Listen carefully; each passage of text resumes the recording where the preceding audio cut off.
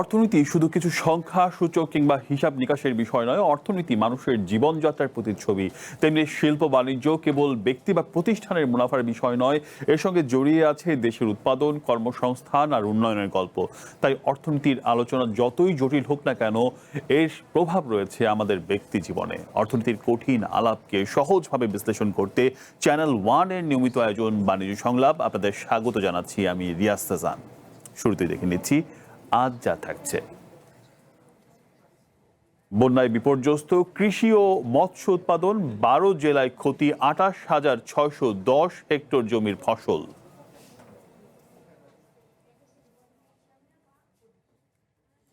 গরুর নাকের ছাপেই মিলবে মালিকানা, এআই বলবে ফসলের চাহিদা। অর্থ মন্ত্রণালয়ে দ্বিতীয় দিনের মতো আইএমএফ এর প্রতিনিধি দলের বৈঠক চলছে। 450 কোটি ডলারের ঋণ পাওয়ার আশা। এছাড়াও ব্যবসা বাণিজ্যের আরো নানা বিশ্লেষণ থাকছেন। আর এই পুরোটা সময় আজ আমাদের জন্য থাকছেন মোহাম্মদ জাহাঙ্গীর আলম খান। স্যার, স্বাগত জানাচ্ছি আপনাকে। ধন্যবাদ স্যার। আমাদের হাতে একটা প্রতিবেদন আছে, প্রতিবেদন দেখে আপনার কাছে ফিরছি স্যার। শুধু জনজীবন নয়, বন্যার পানি বিপর্যস্ত করে তুলছে কৃষি ও মৎস্য উৎপাদন ব্যবস্থাকেও। হাজার হাজার হেক্টর জমির ফসলি জমি এবং জলাশয় ক্ষতিগ্রস্ত হওয়ায় বড় ধরনের আর্থিক ক্ষতির মুখে পড়েছেন কৃষক ও মৎস্য চাষিরা। সরকারের হিসাব অনুযায়ী শনিবার পর্যন্ত 12 জেলায় 28,610 হেক্টরের বেশি ফসল ক্ষতিগ্রস্ত হয়েছে। সবচেয়ে বেশি ক্ষতির মুখে পড়েছে চট্টগ্রামের কৃষি ও মৎস্য খাত।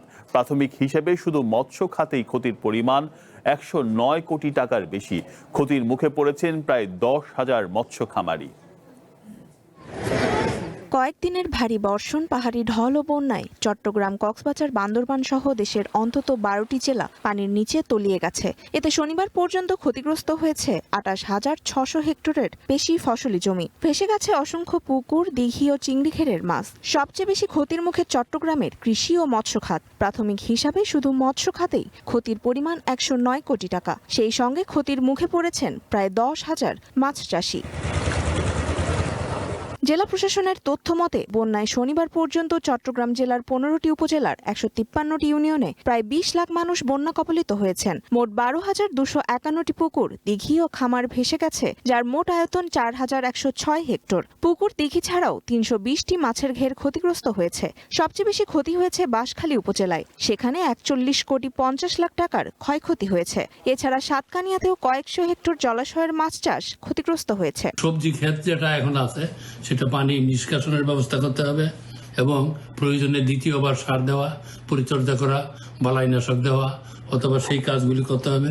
তাহলে মোটামুটি আগামী মাসের মধ্যে এই কাজগুলি করা হলে মোটামুটি একটা রিকভারি আশা করা যায়। কৃষি সম্প্রসারণ অধিদপ্তরের তথ্য বলছে, বন্যায় বিভাগের 15টি উপজেলায় মোট 14,296.66 হেক্টর কৃষিজমি ক্ষতিগ্রস্ত হয়েছে। এর মধ্যে 8,768 হেক্টর আউশ ধান, 621.66 হেক্টর আমনের বীজতলা এবং 4,907 হেক্টর গ্রীষ্মকালীন সবজির আবাদ পানিতে তলিয়ে গেছে। ক্ষতিগ্রস্ত কৃষকদের তালিকা করে প্রয়োজনীয় সহায়তা দেওয়ার আশ্বাস দিয়েছেন কৃষি ও প্রাণী সম্পদ মন্ত্রী। আমাদের লং টার্ম চিন্তা করতে হবে, অর্থাৎ বন্যা পরবর্তীতে আমাদেরকে এখনই সরকারি বেসরকারি সবাইকে এগিয়ে আসতে হবে এবং প্রস্তুতি নিতে হবে, যাতে বন্যার পানি ছড়ার সঙ্গে সঙ্গে যাতে তাদের পুনর্বাসনে, বিশেষ করে সবজি, বিশেষ করে আমাদের ফসল, মৎস্য এবং গবাদি পশু সবকিছুতে আমাদেরকে নজর দিতে হবে। এদিকে আগামী 5 দিন চট্টগ্রাম সহ দেশের বিভিন্ন অঞ্চলে ভারী থেকে অতি ভারী বৃষ্টিপাতের পূর্বাভাস দিয়েছে আবহাওয়া অধিদপ্তর। ফলে পানি দ্রুত না নামলে কৃষি ও মৎস্য খাতে ক্ষতির পরিমাণ আরও বাড়তে পারে বলে আশঙ্কা করছেন বিশ্লেষকরা। তনিমা ইসলাম, ওয়ান নিউজ, ঢাকা। স্যার, দেখলাম প্রায় 12টা জেলায় এই পানির নিচে তলিয়ে আছে। বিশেষ করে চট্টগ্রাম এবং পার্বত্য অঞ্চলে আমরা দেখলাম যে একটা বড় ধরনের সংকটের মুখে আছে। বিশেষ করে সেখানকার মৎস্য এবং কৃষি খাতকে আমরা প্রতিবেদনে দেখলাম। আপনার কাছে কি মনে হয় যে এই হিসাবটা আমরা এখন পর্যন্ত পেলাম সেটি ঠিক না, এইটার ভয়াবহতা আরো বেশি? দেখেন, বন্যা প্রত্যেক বছরই হয়। কখনো বন্যার গভীরতা বেশি হয় তখন ক্ষয়ক্ষতির পরিমাণ বাড়ে, আর যখন স্বল্পস্থায়ী হয় তখন ক্ষতির পরিমাণ কম থাকে। তো এবছর বন্যাটা যে হয়েছে এটা নির্ভর করবে যে কতদিন স্থায়ী হয়। পানিটা যদি দ্রুত সরে যায় তাহলে ক্ষতি একরকম হবে, আর যদি দ্রুত সরে না যায় এবং বৃষ্টি অনবরতই চলতে থাকে তাহলে ক্ষতির পরিমাণ বেশি হবে। এবছর যেটা দেখা যায় যে প্রায় 15,000 হেক্টর আউশ ধানের ক্ষতি হয়েছে, যেটা কৃষি সম্প্রসারণ বিভাগ থেকে দাবি করা হচ্ছে। এখন যদি পানি খুব তাড়াতাড়ি সরে যায় তাহলে এই ধানটা পুরোপুরি হয়তো ক্ষতি হবে না, কিছুটা রিকভারি হবে। আর যদি বন্যা বেশি দিন থাকে তাহলে পুরো ধানটাই ক্ষতি হয়ে যাবে, এই যেটা ক্ষতি হয়েছে। আরেকটি হলো যে আক্রান্ত এলাকাটা এক আর ক্ষতি আরেক। আক্রান্ত হলেই ক্ষতি হবে পুরোপুরি তা না। তো বীজতলা প্রায় 2,000 হেক্টর জমিতে বীজতলা, যেটা দিয়ে অন্তত 40,000 হেক্টর আপনার রূপা আমন গুজে দেয়া যাবে। তো এইটা পানিটা তলিয়ে গেছে। স্যার, আমরা তো জানি যে পাহাড়ি ঢলের বন্যা সাধারণত খুব দ্রুত আসে এবং খুব দ্রুত চলে যায়, মানে সেই ধরনের যদি সেটাই হয় যে যেভাবে বন্যার পানিটা এসেছে আবার সেভাবে দ্রুত চলে যাবে, তাহলে কি মানে তাহলে আসলে আমাদের প্রাথমিকভাবে করণীয় কি? তাহলে আমাদের সমস্যা কম হবে, আমাদের কৃষকদের ক্ষতিটা কম হবে। তো এরপরও আমন ধান এখন যদি কিছু কিছু ক্ষতি যেটা হবে সেটা আবার নতুন করে একটু লেটটি আমন যেটা আছে সেটাও গুজে দেওয়া যাবে, ক্ষতিটা কমই হবে। আর সারা দেশের কথা যদি বিবেচনা করি তাহলে চট্টগ্রাম দক্ষিণাঞ্চলে কিছুটা, উত্তরাঞ্চলে কিছুটা ক্ষতি হচ্ছে, সেটা আমার মনে হয় যে এটা তত বড় সমস্যা সৃষ্টি করবে না বা খাদ্য নিরাপত্তার ক্ষেত্রে খুব বড় ধরনের ব্যাঘাত সৃষ্টি করবে না। তবে আমাদের সমস্যা হলো যে তিস্তা অববাহিকায়, যেটা সাধারণত জুলাইয়ের শেষের দিকে এবং অগাস্টের প্রথম দিকে মাঝে মাঝে বন্যা হয়, এবং সেটা যদি হয় তাহলে আসলে আমাদের ক্ষতির পরিমাণ অনেক বেড়ে যায়। অর্থাৎ আমাদেরকে উত্তর দিকে যেন বন্যাটা না হয় সেই দিকে সতর্ক থাকা এখন উচিত। ব্যাপারটা হলো যে বন্যাটা যে হয় আমরা এটাকে নিয়ন্ত্রণ করতে পারি না, কারণ এটা আমাদের ইচ্ছার উপর নির্ভর করে না। এখন যেটা আমরা করতে পারি সেটা হলো যে অভিযোজন কর্মসূচিটাকে আমরা দ্রুততর করতে পারি, মানুষের ক্ষয়ক্ষতি যাতে কম হয় সেটার কথা আমরা চিন্তা করতে পারি। তো এখন আউশের যে ক্ষতিটা হবে সেটা তো কিছু করার থাকবে না, কিন্তু আমনের যে ক্ষতিটা হবে হয়তো আবার নতুন করে বীজতলা করে একটু লেটটি আমন করা যাবে। তাছাড়া আমাদের যে গ্রীষ্মকালীন সবজিরও ক্ষতি হয়েছে, কারণ এখন দেখেন সবজির দাম কিন্তু বেড়ে যাচ্ছে, তার কারণ হলো যে বন্যায় গ্রীষ্মকালীন সবজি ক্ষতি হয়। এখানে আরেকটা জিনিস আছে, যেই ক্ষতিটা হচ্ছে এটার স্কেল খুব বেশি বড় না, কিন্তু বাজারে কিন্তু এটার প্রভাব খুব বেশি পড়ছে। স্যার, সবশেষ স্যার, এই ধরনের ক্ষতির ক্ষেত্রে তো আসলে আমাদের এখন ডিজিটালাইজেশনের অনেক পদ্ধতি আছে, কৃষকদের কাছে আমরা ক্ষতিপূরণের জন্য কোনো ব্যবস্থা এখনই নিব না কিছুদিন ওয়েট করব? না, কৃষকের জন্য এখন যেটা দরকার সেটা হলো যে যে এলাকায় বন্যা কবলিত সেগুলোর কৃষকদের একটা তালিকা তৈরি করা এবং তাদেরকে পরবর্তী সময়ে যাতে করে তাদের পুনর্বাসন করা যায় তার জন্য এখন থেকে আগাম ব্যবস্থা নেওয়া। আরেকটা জিনিস হলো যে এখন তো ত্রাণ সহায়তা এইগুলা দেওয়ার হলো সবচেয়ে বাঁচিয়ে রাখা। শুধু কি মানুষ, গবাদি পশু, হাঁস মুরগি এদের জন্য তো খাবার নাই, তো এদের জন্য খাবারের ব্যবস্থা করা উচিত। দেখেন আমাদের যারা গভর্নমেন্ট থেকে যায় অথবা যারা প্রাইভেট সেক্টর থেকে যায়, ব্যক্তি হিসেবে উদ্যোগী যারা আছে তারা সাহায্য সহায়তা করে মানুষকে, কিন্তু গরু বাছুর হাঁস মুরগি এগুলো তো একবারই ভেসে যায়, আবার যেগুলো বেঁচে থাকে সেগুলো খাবার থাকে না, মরে যায়। স্যার, আপনি বলছিলেন স্যার বিশেষ করে গবাদি পশুর বেলায় যেহেতু তাদের খাদ্যের প্রয়োজন, তাহলে এখনই তাদের জন্য ব্যবস্থাটা করা, তাদের খাবারের যেন কোনো সংকট না হয়, খাবারের সংকট যাতে না হয়, শুকনো খাবারের ব্যবস্থা করা, খড় ব্যবস্থা করা। জি, আপনি বলছিলেন স্যার, একটা বিরতি নিয়ে আপনার কাছে ফিরি স্যার। দর্শক, চলছে বাণিজ্য সংলাপ, একটা বিরতি নিচ্ছি, সঙ্গে থাকুন।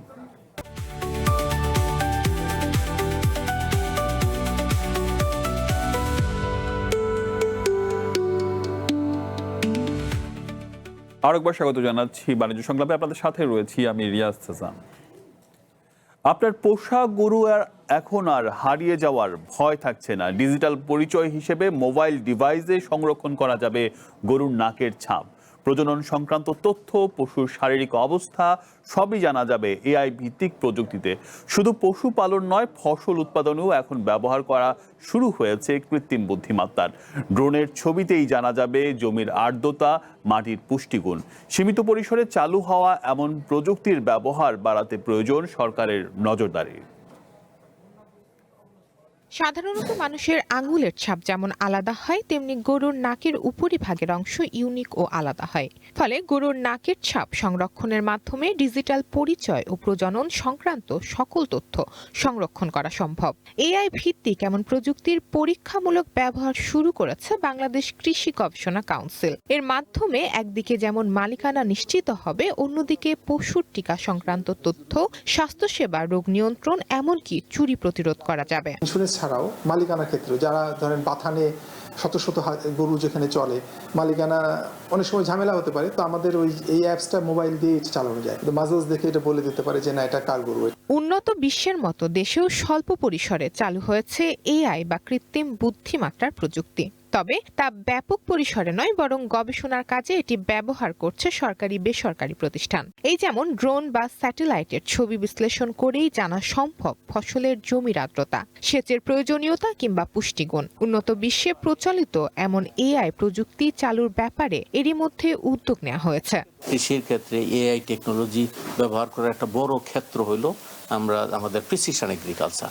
আমরা প্রিসিশন এগ্রিকালচারে যদি আমরা যেতে পারি, এখন আমাদের যে প্রোডাকশন আছে, প্রোডাকশনকে আমরা অনেক দূর কিন্তু আমরা এগিয়ে যেতে পারব। উন্নত বিশ্বে এমন নানা এআই প্রযুক্তির এরই মধ্যে ব্যাপক প্রচলন শুরু হলেও বাংলাদেশে কৃষিতে এআই এর ব্যবহার একেবারে প্রাথমিক পর্যায়ে। ফলে আধুনিক কৃষির যুগে কৃত্রিম বুদ্ধিমত্তার ব্যবহার না বাড়ালে পিছিয়ে পড়তে হবে বলে মত খাত সংশ্লিষ্টদের। আগামী দিনের যে কৃষি, সেই কৃষিকে যদি আমরা সাস্টেনেবল করতে চাই, প্রফিটেবল করতে চাই এবং রিস্ক ফ্রি করতে চাই, এই ক্লাইমেট রেজিলিয়েন্ট যদি আমরা করতে চাই, তাহলে আমাদেরকে এআই টেকনোলজি যে আমাদের সামনে আছে সেইটা নিয়ে আমাদের দ্রুত কাজ করা উচিত। আমরা যদি বিদেশি মডেল বা সেটা দিয়ে যদি আমাদের দেশের ডাটা ডায়াগনোসিস করতে যাই, তাহলে এটা হবে না। এটাকে আমাদের লোকালাইজ করতে হলে আরো প্রচুর দেশের ডেটা, অর্থাৎ কোনটা কোন ডিজিজ, ওটাও ঠিকমতো আইডেন্টিফাই করে দিতে হবে। বিশ্লেষকরা বলছেন, ব্যক্তি বা প্রাতিষ্ঠানিক পর্যায়ে নয়, কৃষিতে এআই এর ব্যবহার বাড়াতে উদ্যোগ নিতে হবে সরকারকে।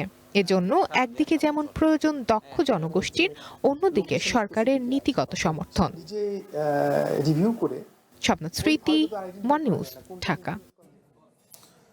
আমরা ফিরছি আলোচনা। আমাদের সাথে রয়েছেন জাহাঙ্গীর আলম খান, তিনি কৃষি অর্থনীতিবিদ। স্যার, আমরা দেখলাম যে প্রযুক্তির ব্যবহার যেভাবে উন্নত বিশ্বে হচ্ছে, বাংলাদেশে একেবারে প্রাথমিক পর্যায়ে আছে, কিন্তু এটা সম্ভাবনা ব্যাপক।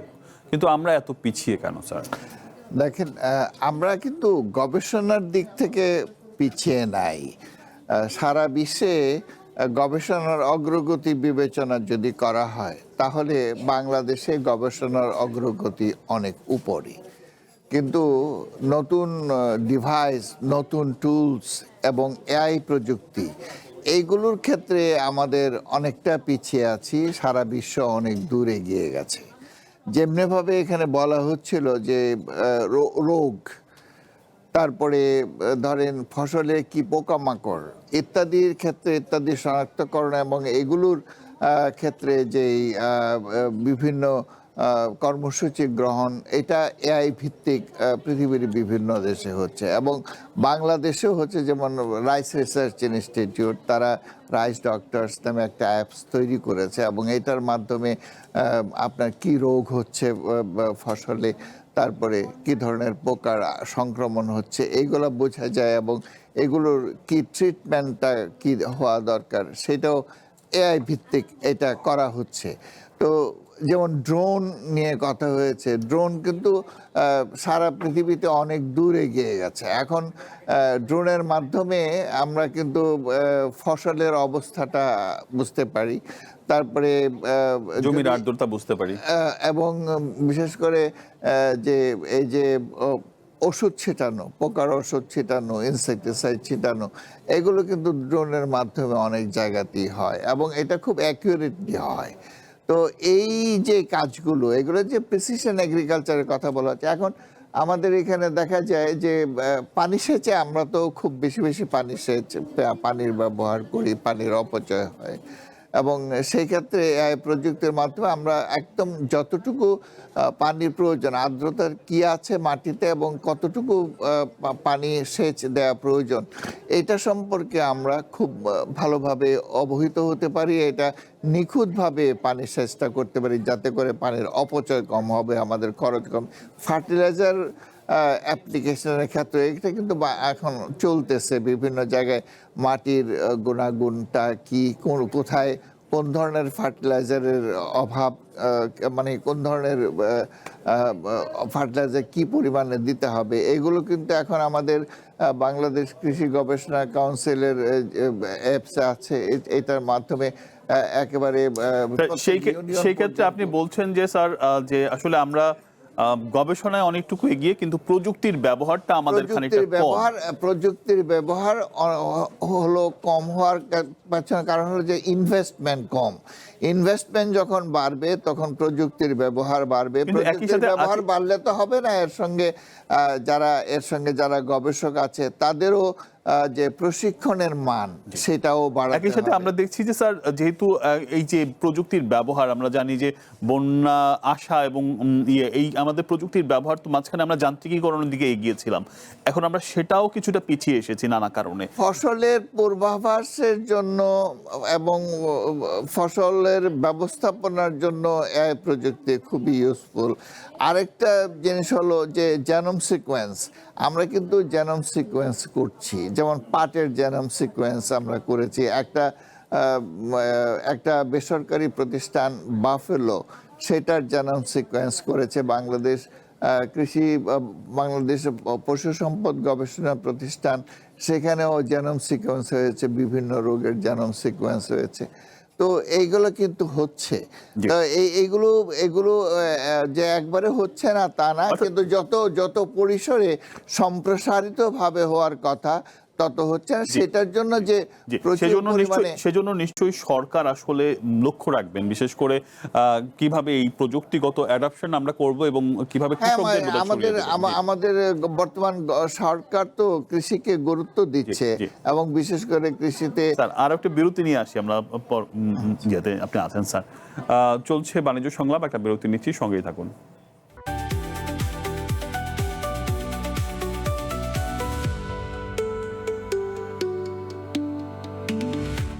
আবারও স্বাগত জানাচ্ছি বাণিজ্য সংলাপে, আপনাদের সাথে রয়েছি আমি রিয়াজ তাজান।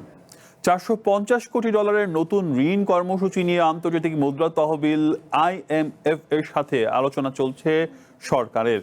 সকালে অর্থ মন্ত্রণালয়ে আসে IMF এর 12 সদস্যের প্রতিনিধি দল। বৈঠকে নতুন ঋণ নিয়ে আলোচনা হয়। এছাড়া রাজস্ব ব্যবস্থার সংস্কার ও ব্যাংক খাতের উন্নয়নেও পর্যালোচনা করছে IMF প্রতিনিধি দলের সদস্যরা। গুরুত্ব পাচ্ছে খেলাপি ঋণ কমানোর বিষয়টিও। 5 দিনের আলোচনা শেষে পরবর্তী ঋণের অঙ্ক চূড়ান্ত হতে পারে বলে জানিয়েছেন অর্থ মন্ত্রণালয়। স্যার আবার আলোচনায় ফিরছি। আজকে আমাদের সাথে রয়েছেন কৃষি গবেষক এবং কৃষি অর্থনীতিবিদ ডক্টর জাহাঙ্গীর আলম খান। স্যার আবার একটু স্বাগত জানাচ্ছি। আমরা দেখলাম যে 450 কোটি টাকা, 400 থেকে 450 কোটি মার্কিন ডলারের ব্যাপারে আলোচনা হচ্ছে। এবার সরকার বলছে যে অতীত সরকার যেভাবে নানা ধরনের চুক্তির মাধ্যমে IMF এর কাছে, নতজন চুক্তির মাধ্যমে IMF এর কাছে চুক্তি করেছে, সেটি থেকে তারা সরে আসবে। তারা বলছে যে আমরা সবার আগে বাংলাদেশের স্বার্থ সবার আগে দেখব। এই স্বার্থ আসলে কতটুকু দেখা সম্ভব হবে? যদি দেখতে চাই তাহলে আসলে কোন কোন অ্যাঙ্গেলে আসলে আমাদের স্বার্থ সংরক্ষণ করা যেতে পারে? দেখুন, এটা তো নতুন সরকার, একটা পপুলার ভোটে নির্বাচিত হয়ে এসছে এবং প্রচুর জনসমর্থন নিয়ে সরকার এসছে। কাজে এই সরকারের পক্ষে ইন্ডিপেন্ডেন্ট সিদ্ধান্ত নেওয়া অনেকটাই সহজ। অতীতে সেটা ছিল না, এখন এটা সম্ভব। আর বিশেষ করে ঋণ নেওয়ার ক্ষেত্রে আমরা অনেক সময় অনেক ঝামেলায় জড়িয়ে পড়ি, অনেক শর্তের বেড়াজালে আবদ্ধ হয়ে পড়ি, এবং সরকার যে সিদ্ধান্তটা জানাচ্ছেন যে আমরা এই ধরনের শর্তের বেড়াজালে আবদ্ধ হয়ে ঋণ নিতে চাই না, আমরা বাংলাদেশ এটা হলো তাদের নীতি এবং বাংলাদেশের স্বার্থ প্রথমে বিবেচনা করবে, এটাই আমরা চাই। তো এই ক্ষেত্রে যে নতুন ঋণ নেয়ার আলোচনা হচ্ছে, এটা হয়তো খুব পজিটিভ হবে। প্রথমত হলো যে আমাদের রাজস্ব নীতিতে অনেক সংস্কার সাধনের কথা বর্তমান সরকার বিবেচনা করছে এবং এই ব্যাপারে অনেক প্রস্তাব আছে, এবং আমাদের যে ব্যাংকিং সিস্টেমে যে সমস্যার সৃষ্টি হয়েছে, কিন্তু স্যার আমরা আসলে কি দেখি যে IMF, ওয়ার্ল্ড ব্যাংক এই ধরনের ফান্ড ইয়াগুলো, ইন্টারন্যাশনাল ইয়ে, তো নানা ধরনের শর্ত চাপিয়ে দেওয়া হয় যে তোমরা এটা করলে আমরা পরবর্তী ঋণের ছাড় দেব না। এই যে সংকটগুলো আমাদের হয়, এবং আমাদের দেশ তো আসলে ভর্তুকি প্রয়োজন, তারা ভর্তুকি দিতে না করে, কারণ আমাদের কিছু ভর্তুকি কৃষকদের দিতেই হবে, কিন্তু তারা এটাকে ইয়ে করে নানা ধরনের জায়গায় আমাদের তারা ইম্পোজ করার চেষ্টা করে। এখানে আসলে আমাদের জায়গাটা কি থাকে? দেখেন, যে $450 কোটি যেটা বলা হচ্ছে, এটা তো এত বড় ঋণের ইয়ে না, প্রস্তাব না। বাংলাদেশ এখন অনেক বড় অর্থনীতি, বাংলাদেশের অর্থনীতির আকার অনেক বড় হয়ে যাচ্ছে। কাজেই এখন আমরা খুব সামর্থ্য নিয়ে, খুব শক্তভাবে অবস্থান নিয়ে ঋণের জন্য নেগোশিয়েট করতে পারবো। এখন এই ক্ষেত্রে আপনি ভর্তুকির কথাটা বলেছেন, দেখেন কৃষির ভর্তুকি শুধু ডেভেলপিং কান্ট্রি যারা আছে তারা না, উন্নত দেশ যারা আমাদের যেখান থেকে এইসব প্রতিনিধিরা আসছে, তারাও কিন্তু প্রচুর পরিমাণে কৃষিতে প্রণোদনা দিচ্ছে এবং ভর্তুকি দিচ্ছে। তার কারণ হলো যে কৃষিটা অত্যন্ত কষ্টের পেশা, এবং যদি সেখানে প্রণোদনা না থাকে, কৃষিটা যদি লাভজনক না হয়, তাহলে কৃষি পেশা ছেড়ে মানুষ কৃষির বাইরে চলে আসবে। সেটা খাদ্য সংকটের কারণ হতে পারে এবং খাদ্য নিরাপত্তা বিঘ্নিত হতে পারে, যেটা আমাদের মতো দেশের ক্ষেত্রে সেই খাদ্য নিরাপত্তা বিঘ্নিত হওয়ার সম্ভাবনা অনেক বেশি, কারণ আমরা প্রাকৃতিক দুর্যোগ প্রবণ একটা দেশ, আবহাওয়ার কারণে আমরা অনেক সাফার করি। তো এই ক্ষেত্রে আমাদেরকে আসলে কৃষিতে যে সহায়তা ভর্তুকি, সেটা অব্যাহত রাখা। আপনি বলছিলেন যে আসলে খুব বড় পরিমাণের ঋণ না, এই ঋণ খুবই স্বল্প পরিমাণে, যেটা আমাদের সামর্থ্য আছে। তো সেই ক্ষেত্রে অনেক বেশি অনেক বেশি চুক্তি এবং অনেক বেশি নতজানু হওয়ার আমাদের আসলে তেমন আসলে এই সরকারের জন্য হয়তো এত বেশি নতজানু হওয়ার প্রয়োজন নাই।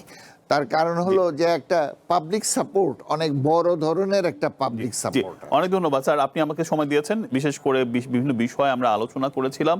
দর্শক, এই ছিল এখনকার আয়োজন। একটু পরে দেখবেন খেলার বুলেটিন। এছাড়া ব্যবসা বাণিজ্যের অন্যান্য খবর রাখতে চোখ রাখুন চ্যানেল 1 এর পর্দায়, যুক্ত থাকুন আমাদের ফেসবুক পেজ এবং ইউটিউব চ্যানেল।